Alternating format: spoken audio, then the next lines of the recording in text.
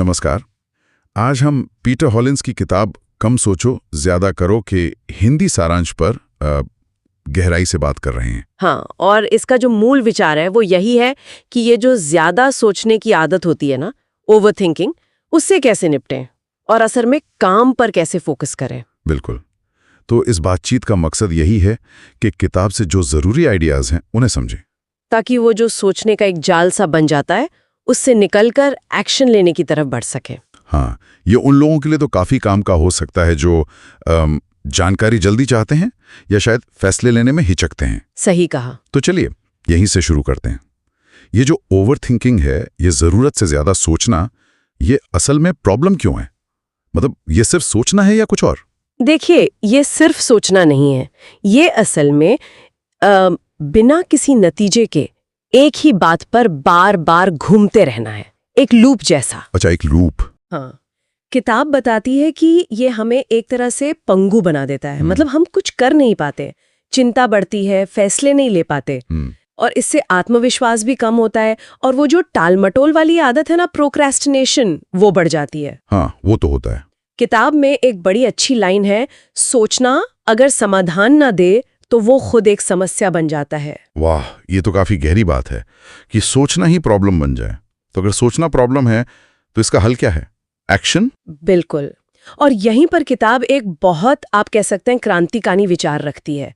वो कहती है, clarity comes from action not thought. Clarity comes from action, मतलब स्पष्टता सोचने से नहीं, करने से आती है। हाँ, हम अक्सर सोचते हैं कि पहले सब कुछ समझ आ जाए, प्लान बन जाए, रास्ता साफ दिखे, फिर चलेंगे। बिल्कुल यही सोचते हैं। पर किताब कह रही है, नहीं, आप करना शुरू करो, स्पष्टता अपने आप आएगी, रास्ता चलने से बनता है, उसके बारे में सिर्फ सोचने से नहीं। ये तो बिल्कुल उल्टी बात है जो हम आमतौर पर सोचते हैं, यानी बस शुरू कर देना ज्यादा जरूरी है, भले ही सब कुछ साफ ना हो। एकदम, क्योंकि असली सीख वो करने से ही मिलती है, थ्योरी में नहीं। सही है। और करने का एक जरूरी हिस्सा है फैसले लेना। हम फैसले टालते रहते हैं। हाँ, सोचते हैं कि परफेक्ट फैसला लेंगे। बिल्कुल, और फैसले टालने का मतलब है समय गंवाना, मौके गंवाना। किताब एक बड़ा प्रैक्टिकल सुझाव देती है। क्या? कि 80% सही निर्णय आज लेना 100% सही निर्णय को कल तक टालने से कहीं बेहतर है। 80% सही, ये थोड़ा रिस्की नहीं लगता?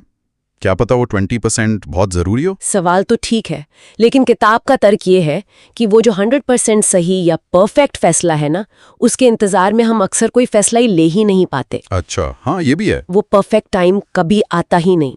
परफेक्शनिज्म, जिसे हम कई बार अच्छा मानते हैं, वो असल में एक बहुत बड़ी रुकावट है। रुकावट कैसे? वो हमें शुरू ही नहीं करने देता। हम सोचते रहते हैं कि अभी तैयारी पूरी नहीं, अभी ये कमी है, वो कमी है, और शुरुआत ही नहीं हो पाती। तो मतलब परफेक्शन के पीछे भागने से अच्छा है कि वो शुरू कर दें और सुधारते जाएं। एग्जैक्टली। शुरुआत जरूरी है, सुधार रास्ते में होते रहेंगे। गलतियां तो सीखने की प्रक्रिया का हिस्सा है, उन्हें गले लगाना जरूरी है। अब देखिए, एक्शन लेने के लिए सिर्फ इच्छा काफी नहीं है, है ना? उसके लिए दिमागी ताकत भी चाहिए, मेंटल एनर्जी। हाँ, वो तो है। और यहीं पर किताब निर्णय थकान यानी डिसीजन फटीग की बात करती है। Decision fatigue? हाँ, हर छोटा बड़ा फैसला जो हम दिन भर में लेते हैं, वो हमारी थोड़ी सी मानसिक ऊर्जा खर्च करता है। अच्छा, तभी शायद दिन के आखिर तक छोटे मोटे फैसले लेने में भी जोर आता है। बिल्कुल, यही वजह है। तो इसका हल क्या है? किताब कहती है, अपनी दिनचर्या को सरल बनाओ। सरल कैसे? कुछ चीजों को ऑटोमेटिक कर दो, जैसे रोज सुबह क्या पहनना है या नाश्ते में क्या खाना है। इन पर ज्यादा सोचो मत, रूटीन बना लो। ओके। ताकि आपकी दिमागी ऊर्जा बचे जरूरी कामों के लिए। और सबसे जरूरी काम तब करो जब आपकी एनर्जी सबसे ज्यादा हो। ज्यादातर लोगों के लिए सुबह। ये बात तो सही है। अच्छा, और वो जो बड़े लक्ष्य होते हैं, जो अक्सर डराते हैं या बहुत बड़े लगते हैं, उनका क्या? हाँ, उनसे निपटने का भी तरीका है। किताब उन्हें माइक्रो एक्शंस में तोड़ने की सलाह देती है। माइक्रो एक्शंस मतलब बहुत छोटे काम? हाँ, इतने छोटे कि उन्हें ना करने का कोई बहाना ही ना चले। जैसे अगर आपको किताब लिखनी है तो लक्ष्य ये नहीं कि आज एक चैप्टर लिखूंगा।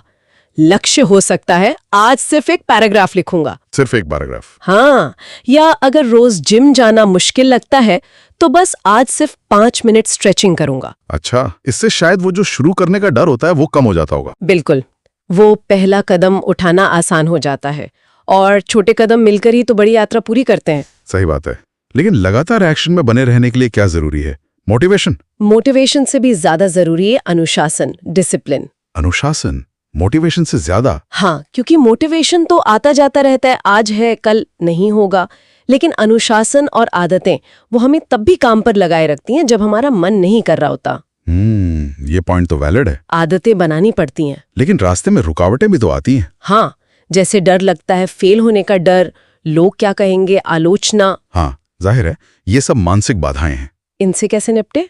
किताब का नजरिया यहाँ भी थोड़ा अलग है। वो कहती है इनसे लड़ो मत। लड़े नहीं तो क्या करें? उन्हें स्वीकार करो। हाँ, डर लग रहा है, हाँ फेल हो सकता हूँ, ठीक है, इसके बावजूद अगला कदम क्या है? अच्छा, स्वीकार करके आगे बढ़ें। बिल्कुल।